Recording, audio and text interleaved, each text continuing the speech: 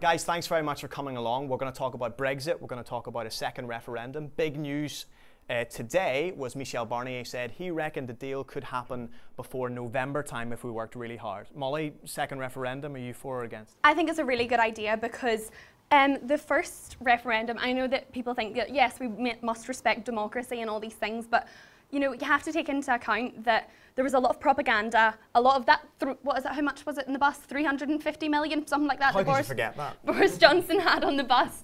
That wasn't true. And these things that people have said and there's all always this propaganda in elections, though, isn't there? There's propaganda in every election. Well, yes, but on something as serious as that, it needs to be taken into account. And whenever, especially with the effects Molly, that it had on Northern Ireland. Realistically, is the second referendum going to be any different? Are we not just going to see the same propaganda rerun by the same people over again? No, because people have realised what a mess that people have made of it.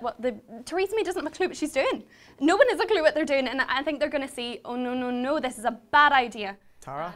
I am very pro a second referendum, but a very specific type of referendum, not to rerun Brexit again, because quite clearly that's going to annoy everybody. You're like, oh, you're not respecting democracy. Kind of sounds like that's what a second referendum is, though, That's Tara, not exactly what I would potentially myself put forward. It would be more a referendum on the actual deal itself, because when it was initially the Brexit referendum, it was this sort of fabled, like, what is this Brexit that no one... Vague, wasn't it? Yeah, it was never not clear. even a bit vague. It was like, oh, this is a notion of, let's All right, leave. your referendum, what's on the ballot?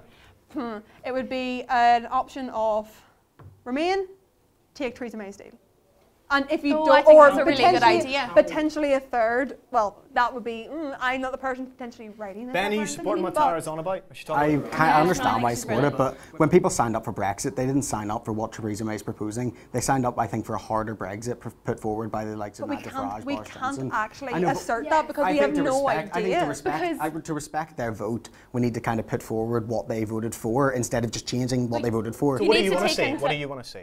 I want to see, well, the new laws created, all the laws changed, so Britain making their own laws and a complete exit of the European Union, like a total cut-off. Of everything?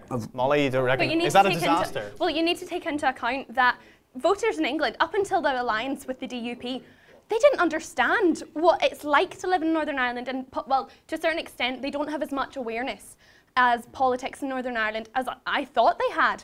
And they obviously, whenever they were voting for breakfast, they weren't, well, when they were voting for Brexit, they didn't take into account the effects on Northern Ireland because it is not in their mind, it's not in their thoughts. I also think it's kind of ironic that the DUP are actively advocating for a hard border Brexit, when that hard border Brexit is swinging closer and closer to creating the United Ireland. They are so anti. Yeah. Well, I want to ask Morgan. So you were a Remainer, and now you're a Leaver. Yeah. I mean, surely you're just hypocritical. You've gone back in your own thinking. Well, I think realistically that there's a difference between going back in your own thinking, but also taking a step from understanding where we were and understanding the progress we've made. And as you said earlier, there has been this kind of olive branch tendered by Barnier today that we could have a deal by November. This is something that, I mean, for a long time, we have really not had a clear concept of. And I think at this point, if we start entering into discussions to go into a second Brexit referendum, which would have to happen almost immediately for them to be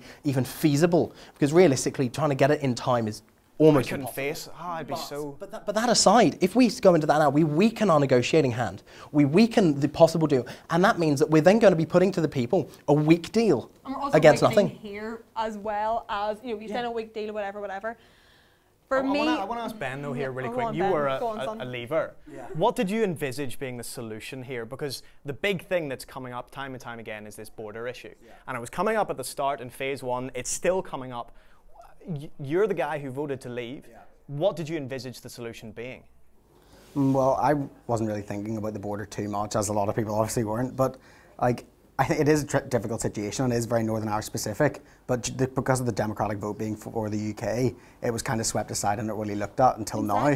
And I do believe it hasn't been handled. You're secretly in agreement. No, there should be, no.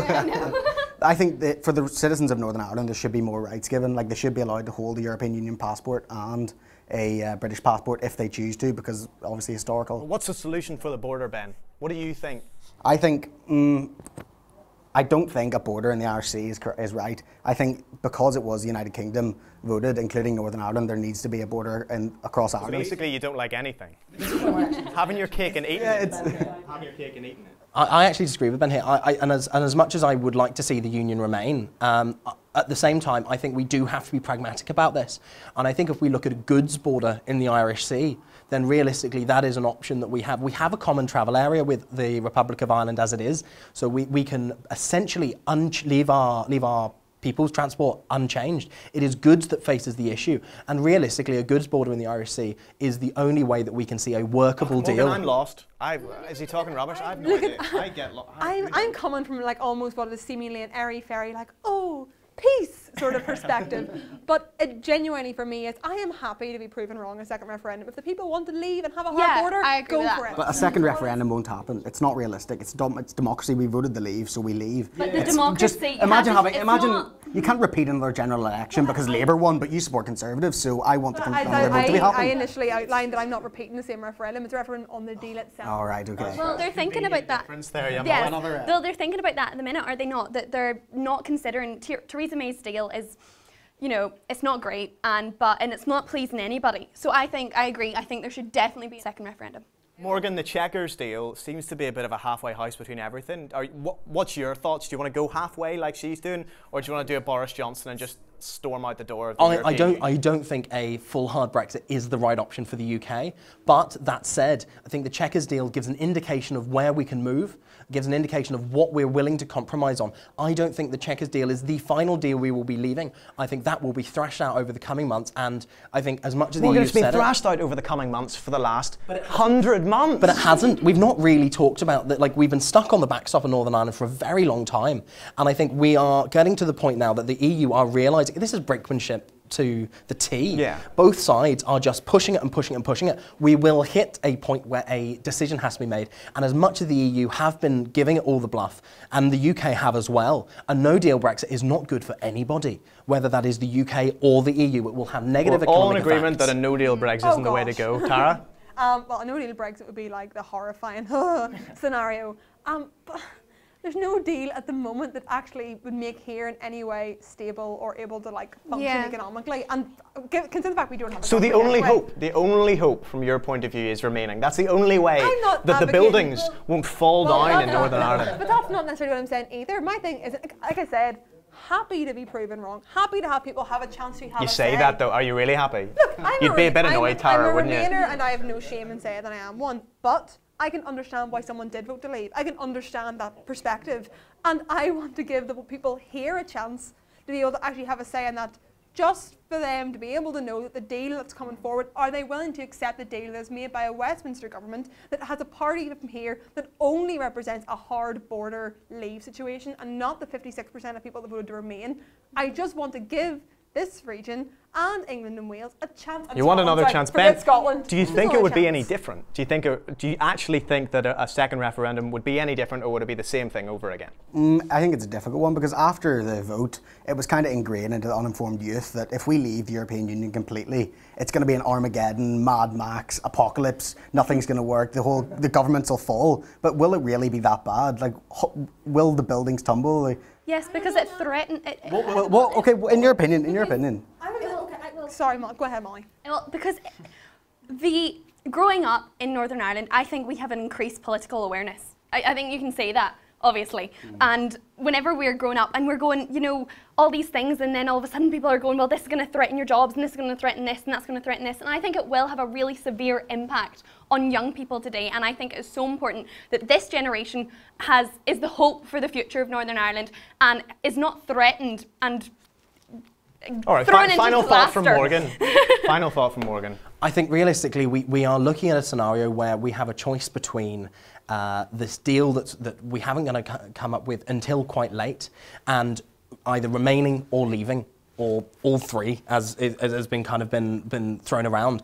Realistically, that's not something that's feasible. It's not going to happen in the time frame, and it will weaken the negotiating position of the UK coming to the deal. And realistically, that is the most important thing that we've agreed. I think broadly that no deal is not an option. To summarise, basically, no one knows anything. I'm glad we did this today.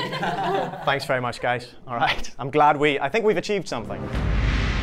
If you want to come to a top table debate night or even be part of the big Top Table show on BBC One, email us now, toptable@bbc.co.uk.